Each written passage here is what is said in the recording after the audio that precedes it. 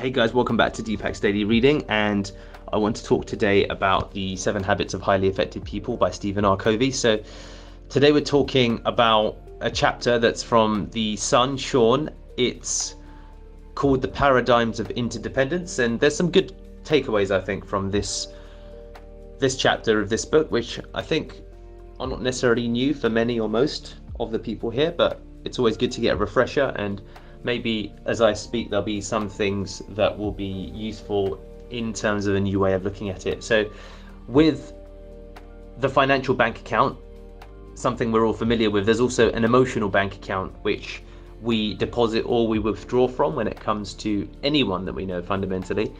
So as a rule of thumb, the number of deposits that you make need to vastly outpace the withdrawals the closer the relationship is. So the closer the person is to you, the more that you need to give love and show love. And giving love and showing love isn't singularly about intimacy and romance and connection, for example, with your relationship partner. For me, that would be my wife, Daniela.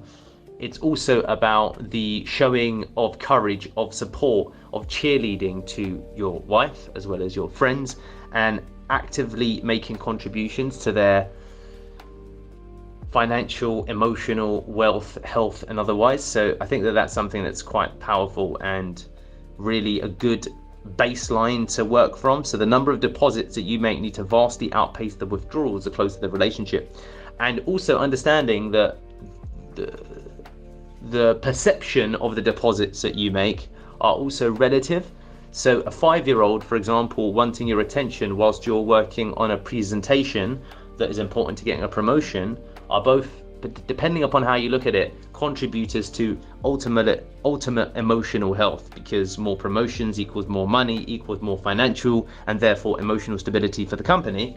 But your 5-year-old child has no way of connecting all of those things, and for your 5-year-old child, having your attention is the greatest contributor to the emotional bank account that's there between you and your child. So it's really important to understand that contributions are also very, very much about how the contributions are received versus what you give. They are not the same thing. So I think that's a really critical distinction to make as you think about it, and that's what makes this straightforward in principle but very difficult in practice to successfully and continuously execute, because the emotional bank account is bound up within a degree of of relativism, and the relativism is decided by a baseline or flagpole that isn't you yourself alone. It's about your relationship, which is why it's interdependence. So that includes what they expect from you and how you can also delight the people that you care about. So if I do get a chance today, I'm going to go into the new book I've been reading by Benjamin Hardy. It's fantastic, and there's elements that draw upon this. So that's something I think that's really important, and this I really like. The highest form of integrity is to be loyal to those who are not present. So how are you demonstrating integrity and loyalty to those people who aren't around you? What do you do in service of them when they are not there? And what do you do in service of them without expecting a reward for the work that you do?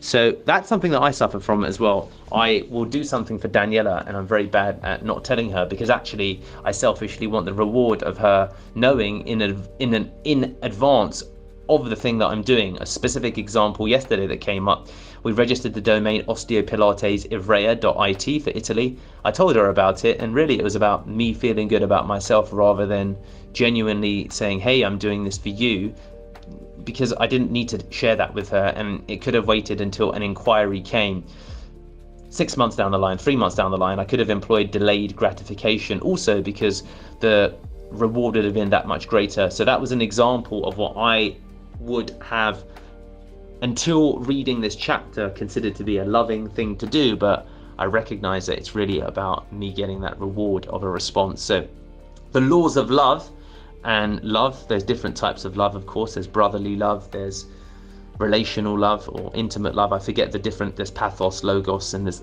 agape. I forget which ones are which in the Greek versions of love. But the laws of love require you to make constant deposits of unconditional love. constant deposits of unconditional love. It's a very, very difficult thing to do, actually, to give love without expecting a reward. The way that we are reward driven and being able to transcend and supersede that is an extraordinarily difficult thing to do. I fall foul of it all the time, but if you can succeed in that field, then amazing. And it's something that I will aspire to now that it's been brought up back to the top of my consciousness. And these are important lessons. So then the other element of how this works in context of, well, all relationships. So if one person can build an incredible company, and if one person can be an incredible confidant, amazing friend, imagine what two people can do together. So this is how, when you think about the ephemeral, superficial relationships that you'll have, whether it's with 1,000 people, whether it's with, for example, a YouTube audience or otherwise, imagine what two people can do together. Because a relationship between two people can be worth thousands of relationships that you have with others based upon the commitment you have to that person, and then the rewards you will receive later. And again, you see, I'm catching myself up in my own linguistic games because of how I'm conditioned to think, and I can break free from that conditioning because now I'm consciously aware of that conditioning. The value of a relationship you can have can vastly outdo any other relationships that you have that are by the dozen. So that's why they're so important. So really powerful chapter, and this is about the paradigms of interdependence. Hey guys, it's Deepak Shukla here. I am huge on listening to books on Audible. So if you're interested in getting all of the insights as I discover them through the course of all the books I read, please do comment, like, and of course subscribe so that you get notified every time we release a video. Thank you so much, and I hope to hear from you soon.